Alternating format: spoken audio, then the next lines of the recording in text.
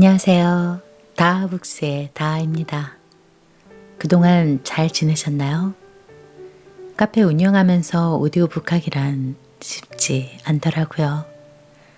2023년을 맞이하여 새로운 마음으로 다시 시작하려고 합니다. 지금까지 오랜 시간 기다려주셔서 감사합니다. 새해를 맞이하여 새로운 계획은 잘 세워놓았나요? 하루하루 바삐 사는 일상에서 계획을 세워 지켜나가기는 쉽지 않지만 한 번, 두 번 습관을 길들이면 마음먹은 계획들이 술술 이루어지더라고요. 습관을 잘 길들여 계획한 바를 꼭 성공하시기 바랍니다. 우연이라면 무서운 일이죠. 우연이 아닌 경우가 무서운 일입니다. 그날 그곳 그 사람들이 모이면 반드시 누군가 죽는다. 하쿠바 산장 살인사건 히가시노게 이코지음 민경욱 옹김 출판사 RH 코리아. 다와 함께 읽어볼까요? 남자는 저녁 노을이 사라지길 기다렸다 작업하기 시작했다. 다른 사람에게 들킬까 두려웠던 것이다. 그래, 절대 들켜서는 안 된다. 힘쓰는 일은 오랜만이었다. 평소 몸을 거의 움직이지 않았고 특히 최근에는 무리하지 않으려고 최대한 노력했다. 그런 탓에 곧바로 숨이 차오르고 배를 찌르는 통증이 밀려왔다. 초조해할 필요는 없어. 죽으려 앉으면서 남자는 스스로를 다독였다. 시간은 충분하고 이런 곳에는 아무도 오지 않는다. 그보다 일이나 열심히 하는 거다. 그게 우선이다. 한숨 돌린 다음 다시 작업에 들어갔다.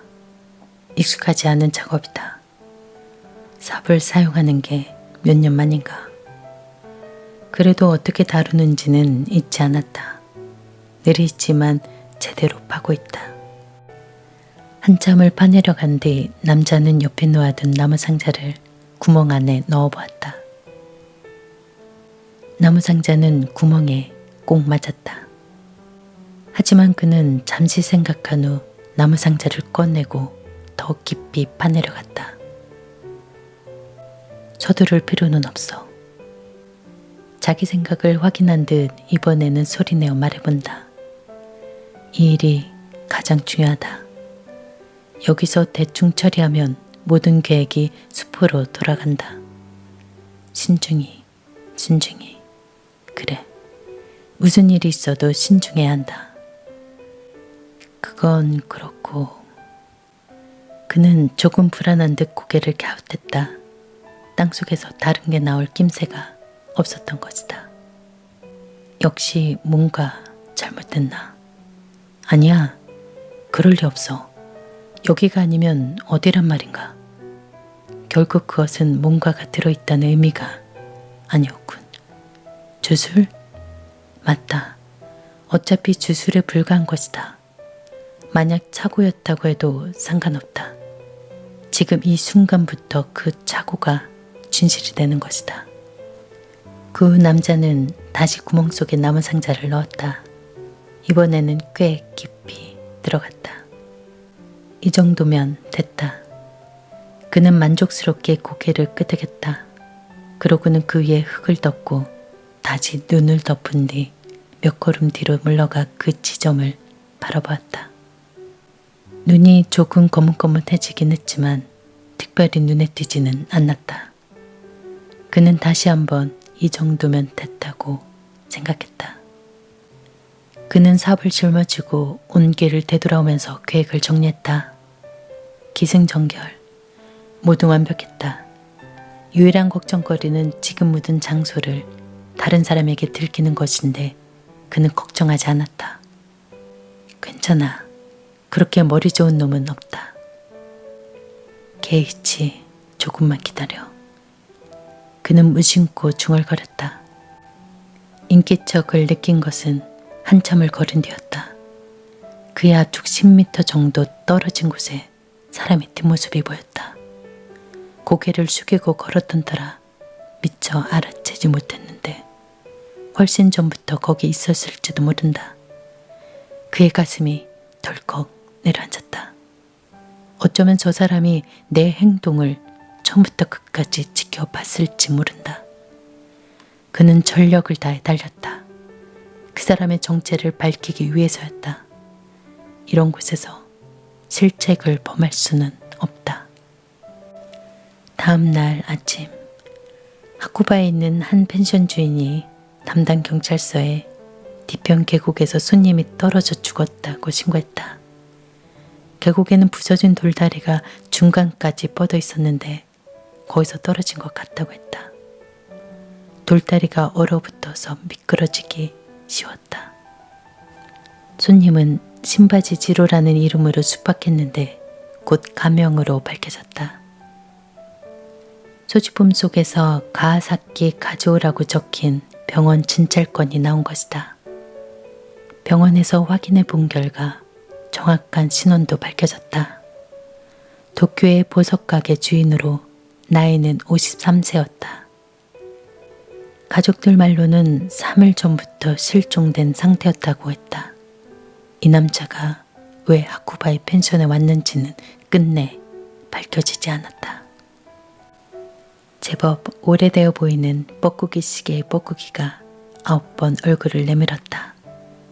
체크를 외치려고 비숍을 들고 있던 남자의 오른손이 그대로 멈췄다. 체스판을 사이에 두고 있는 사람은 온 얼굴에 수염이 가득한 무뚝뚝한 남자와 마르고 키가 큰 노인이었다. 체크를 외치려던 사람은 수염난 남자였다. 9시네요. 그렇게 말한 뒤 체크 하며 말을 내려놓았다. 노인의 얼굴이 시디진 음식을 먹은 것처럼 일그러졌다. 수염난 남자가 빙그레 웃었다. 두 사람의 옆 테이블에서는 1시간쯤 전부터 포커 게임이 벌어지고 있었다. 게임에 참가한 것은 5명. 100kg은 될 법한 남자도 끼어 있었는데 그 남자는 이 숙소의 요리사로 모두 그를 셰프라고 부른다. 다른 4명은 오늘 밤의 숙박객이다. 아르바이트하는 아가씨가 커피를 가져왔다. 아가씨라고는 해도 이 숙소에서 일한 지 벌써 2년째니까 20대 중반일 텐데 화장기가 없고 화려한 색상의 트레이닝복을 입고 있어서 나이보다 젊어 보였다. 이상하네. 그 아가씨는 커피를 테이블에 내려놓고 뻐꾸기 시계를 슬쩍 본 다음 말했다. 이렇게 빨리 잘 리가 없는데. 피곤했나 보지. 포커를 하던 손님 중 하나가 다른 멤버들의 표정을 살피며 말했다. 포마드로 머리를 붙인 체구가 단단한 남자다. 피로는 갑자기 찾아오지. 기회와 마찬가지로. 위기도 그렇지. 건너편에 앉은 뚱뚱한 셰프가 승부수를 던졌다. 어떤지 보러 가죠. 아가씨는 긴 의자에 누워 주간지를 읽고 있던 청년에게 말을 걸었다. 청년은 아가씨보다 조금 젊었다. 이 숙소의 종업원으로 보일러 보수 같은 일을 맡고 있었다. 그렇게 하지. 좀 이상하긴 하네. 몸을 일으킨 그는 두 팔을 들어 크게 기지개를 켰다. 목 주변 관절에서 뚝뚝 소리가 났다. 30분 전에 부르러 갔을 때도 대답이 없었어. 청년과 아가씨는 어두침침한 복도를 걸어 그 방 앞에 섰다.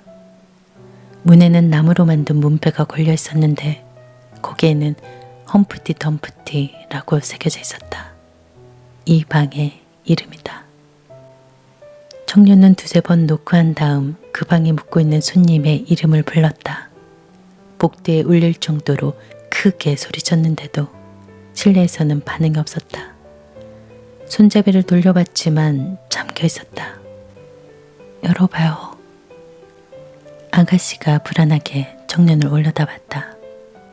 그도 결심을 굳히고 몸을 돌려 다지복도를 걸어갔다. 열쇠를 가지러 가기 위해서였다. 문을 열기 전에 청년은 다시 손님을 불러봤다. 여전히 대답이 없자 그는 마음을 정한 듯 열쇠를 돌렸다. 들어가자마자 거실이 있고 그 안쪽이 침실이었다. 침실 문도 두드렸지만 역시 대답이 없었다. 침실도 잠겨 있어서 청년은 다시 여벌 열쇠를 사용해야만 했다. 침실은 밝았다. 불이 켜진 상태였던 것이다.